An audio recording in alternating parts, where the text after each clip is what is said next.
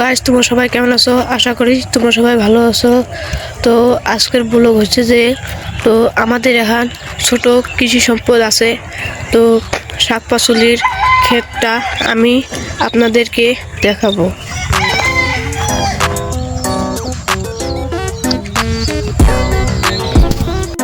তো গাইস, এটা হলো মটর কলাইয়ের গাছ। তো এটা হলো লাউয়ের গাছ। তো এগুলো হলো শ্যামাস, যারা বাঙালিরা কৃষিবাদ করে এগুলার।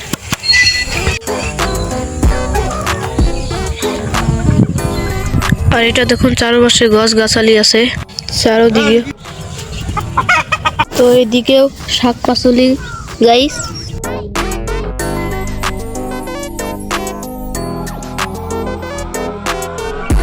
তো এইদিকেও শ্যামাস গাড়া হচ্ছে।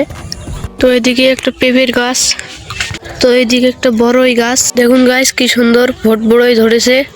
তো কে কে এরকম শাক পাচলি বা গাছুনি গাড়তে ভালো পান, তো লাইক এবং সাবস্ক্রাইবটা করে দিও। দেখুন এটা নারিকেল গাছ। তো আমাদের পুরো জায়গাটা এখানে আমাদের শাক পাচলি গাড়া হয়, গছনি গাড়া হয়। দেখুন গাইস, তো আপনারাও যদি গছনি বা শাক পাচলি গাড়তে ভালো পান, লাইক এবং সাবস্ক্রাইবটা করে দিয়ে। Tata, bye bye.